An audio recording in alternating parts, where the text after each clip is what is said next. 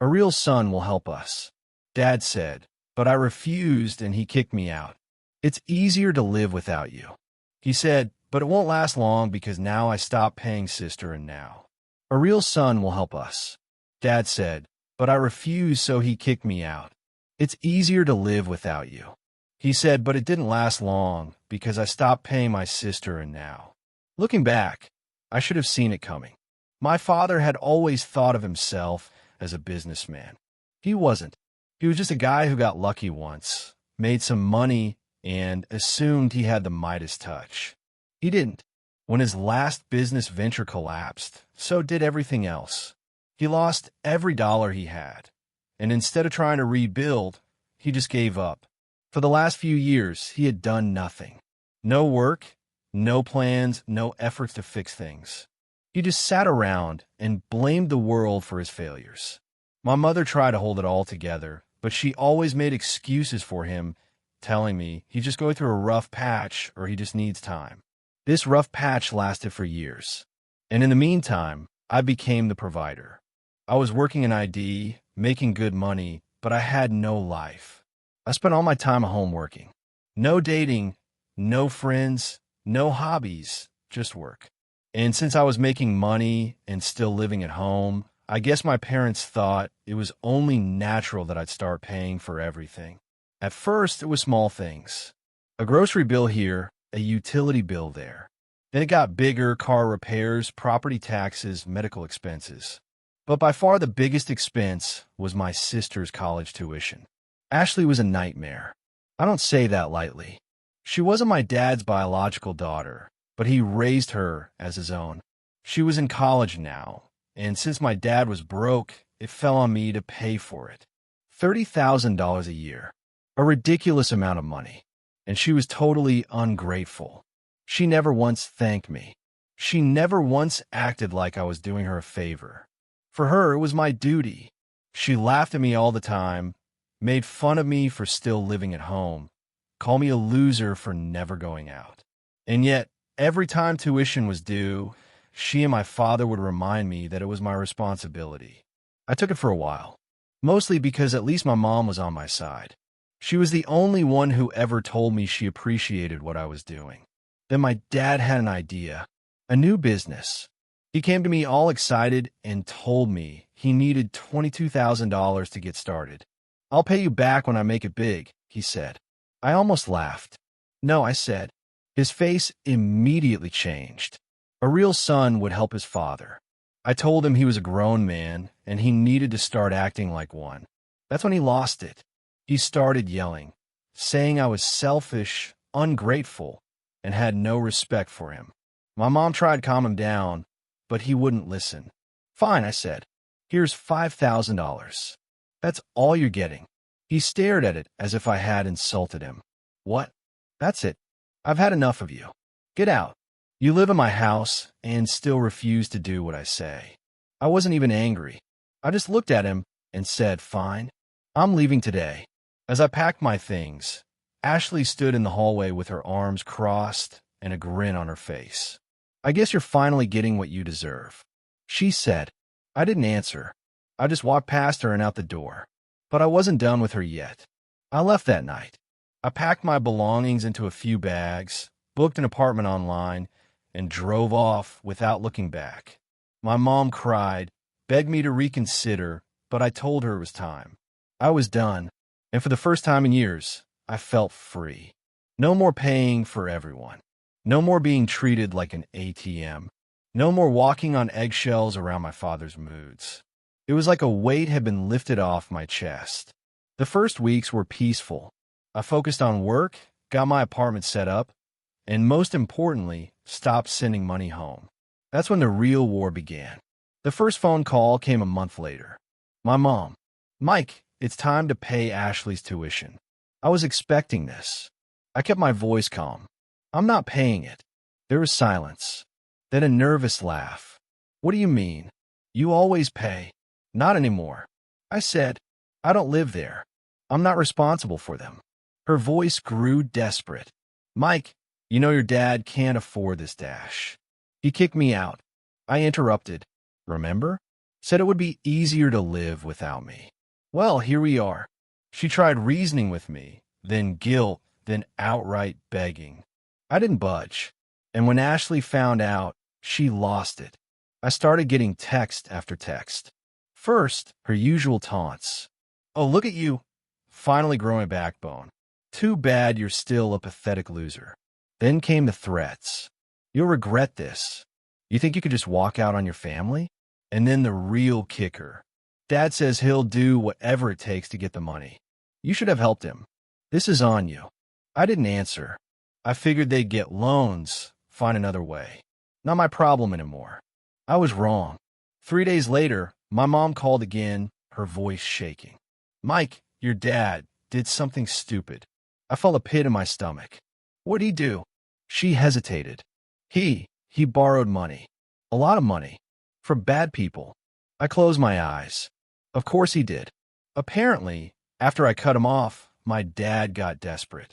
Instead of getting a job like a normal person, he turned to some friends who loaned him a large sum of money. He swore he'd pay them back with his business profits. But there were no profits. There was no business. And now they wanted their money. How much? I asked, already dreading the answer. 40,000, she whispered. I almost dropped my phone. Are you kidding me? She wasn't. And now the people he borrowed from were getting angry. They had already shown up at the house once, demanding payment. They weren't exactly the legal type. You gotta help. My mother begged. They're gonna hurt him, Mike. Please. I sighed and rubbed my temples. Let me think. I had no intention of bailing him out, but I had a feeling this was far from over. I didn't go to work the next day. I couldn't concentrate. My dad had managed to get himself into something serious. And as much as I wanted to ignore it, I knew it wasn't going away. $40,000. That wasn't the kind of debt you just ignore, especially when it came from the kind of people my dad had borrowed from. And knowing him, he had probably overpromised and underdelivered, thinking he could charm his way out of it. I had no intention of bailing him out, but I had to see how bad things were. So I went back. Walking up to my parents' house felt strange. I had only been gone a month, but it already felt like a different life. The place looked the same, but I wasn't the same person who had left. When I walked in, my dad was sitting in his usual chair, arms crossed, looking smug. I knew you'd come crawling back, he said. Took you long enough. I almost laughed. He really thought I was here to rescue him. Tell me exactly what happened, I said, ignoring him and looking at my mother. She looked exhausted. 3 men came last night. They knocked first, but when your dad didn't answer, they started banging on the door. They were yelling and demanding money.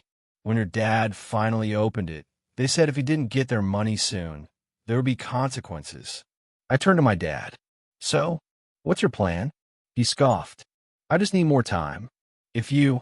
No. I cut him off. I'm not giving you a dime. You got yourself into this. You get yourself out. He glared at me. You'd let your own father suffer? You mean the one who kicked me out a month ago? The one who told me it would be easier to live without me? Ashley, who had been sitting on the couch scrolling through her phone, finally spoke.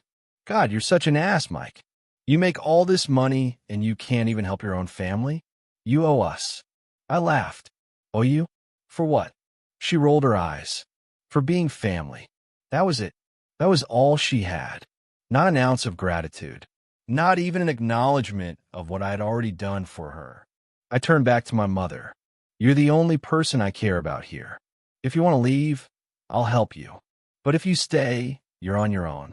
She looked torn. Mike, I can't just dash. Before she could finish, there was a loud, heavy bang on the front door. We all froze. Then another bang. And another. A deep voice called out, Time's up, old man. My dad's face turned pale. For the first time in my life, I saw my father truly afraid. His face lost all color, and his hand shook slightly as he stood up. The pounding continued. Open up. We know you're in there. My mother looked at me, panic in her eyes. Ashley sat frozen on the couch, clutching her phone. I exhaled sharply. Are you going to open it, or should I? My dad shook his head angrily. No, just be quiet. Maybe they'll leave. I almost laughed. Yeah, I'm sure violent loan sharks are the kind that just walk away if you ignore them. The knocking stopped. There was silence for a moment. Then a voice quiet, too quiet, came through the door. You don't pay us back. We take something else. That's the way it works. So last chance. Open the door. I went to the window and pulled back the curtain a little. 3 men stood outside. One was short and stocky, covered in tattoos. Another was tall and bald, wearing a leather jacket. But the third man, the one doing the talking, was different. Well-dressed, quiet, almost professional. This wasn't some random gang. These were people who knew exactly what they were doing. My dad stood rooted to the spot, shaking his head. My mother whispered, "Mike, please do something." I made a decision. I walked to the door, unlocked it, and pulled it open. The 3 men looked at me. The well-dressed one nodded politely. "You're not the old man," he said. I leaned against the door frame. "No, but I'm the one who actually has a brain. Let's talk." My dad hissed from behind me. "Mike, don't dash." I ignored him. "So my dad owes you 40 grand. Let's be honest, he's not going to pay you back." The well-dressed man tilted his head slightly.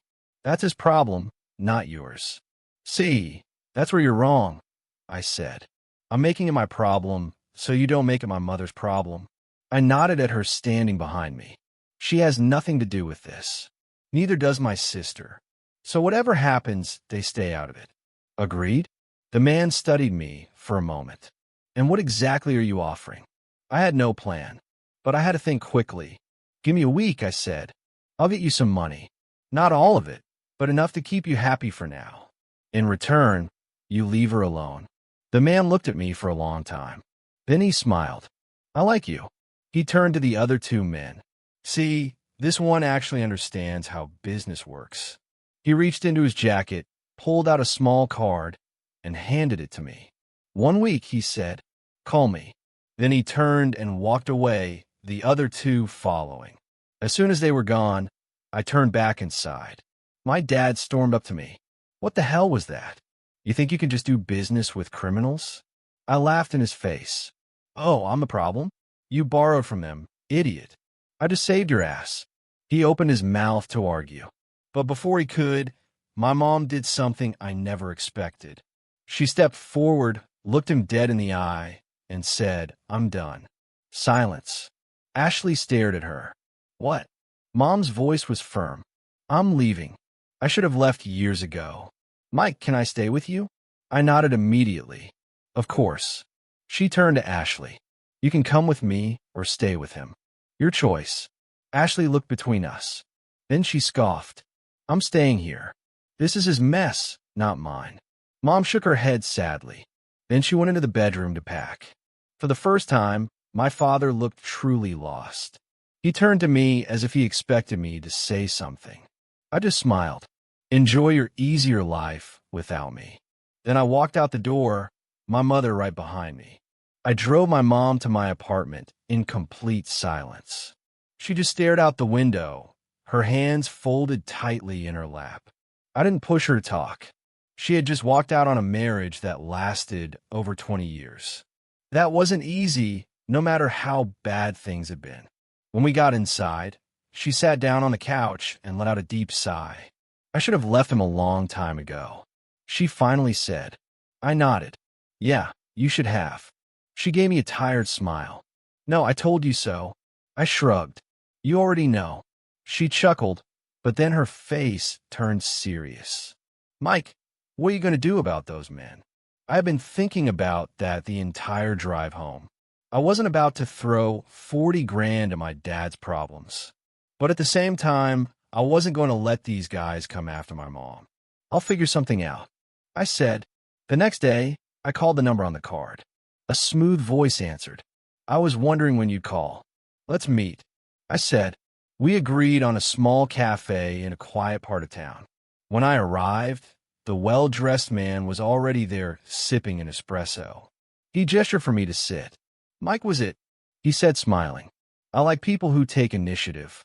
I didn't bother with small talk. "I'm not paying my dad's debt." He tilted his head amused. "Oh, but I continued.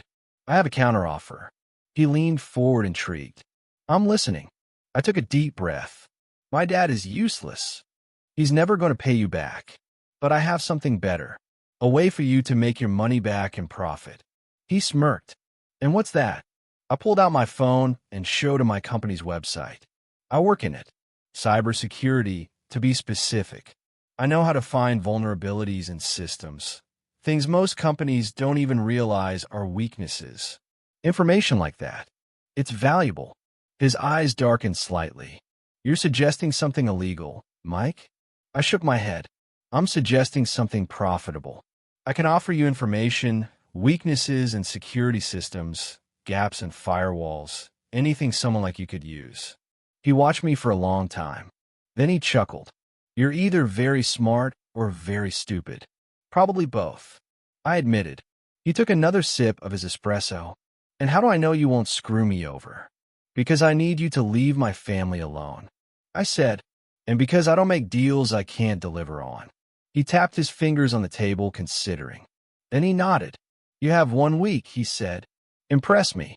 Then he stood up and walked away. I sat there for a long time, staring at my untouched coffee. I had just made a deal with the devil, and now I had 7 days to prove I wasn't bluffing. I spent the next 3 days buried in work. Not my usual job. I called in sick for that. No, this was something else entirely. I had just promised a group of very dangerous men valuable cybersecurity intel. That wasn't something I could fake. If I came up empty-handed, they wouldn't just walk away. So I did what I did best. I hacked. I wasn't a criminal. Not really. My job in IT meant I knew how to find vulnerabilities, how to test systems for weaknesses. But this time, I wasn't doing it for a company. I was doing it to survive.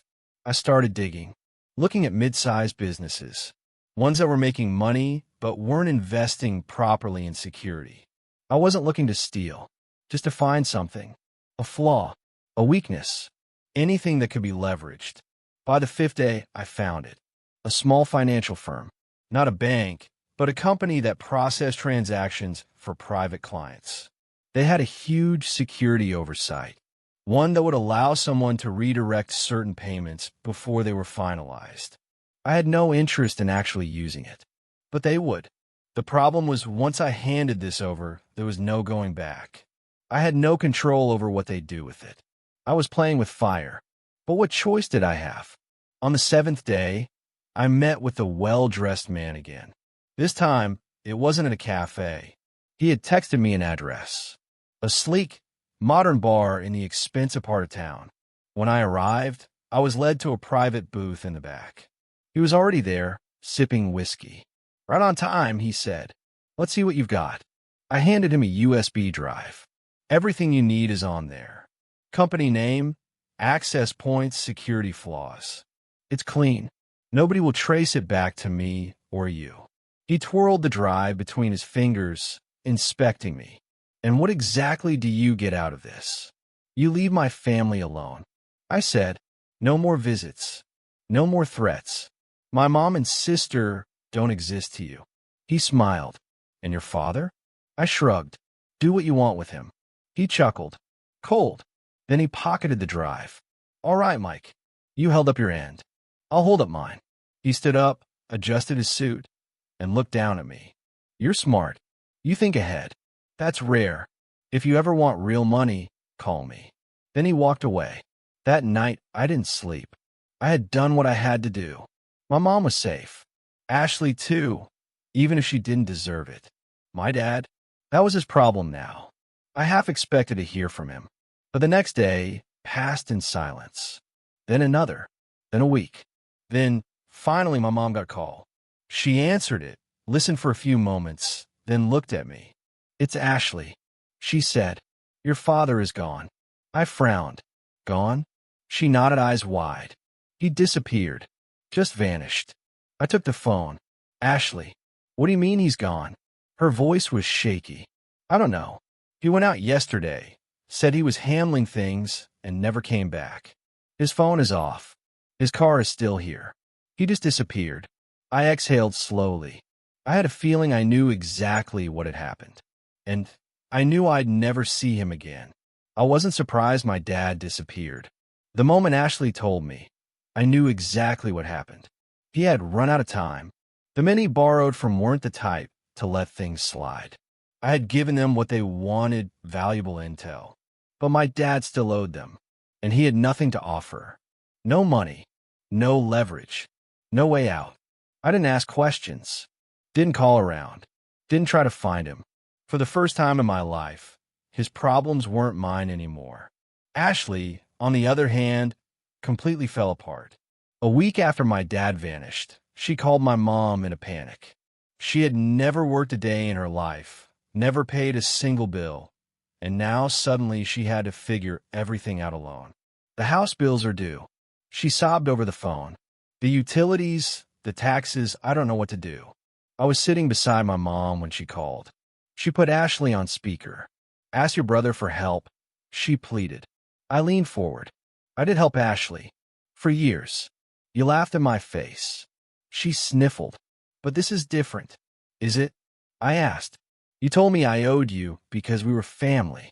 That's funny, because when I needed family, you laughed while Dad kicked me out. She was silent. Figured out. I said. Then I hung up. My mom never went back to that house.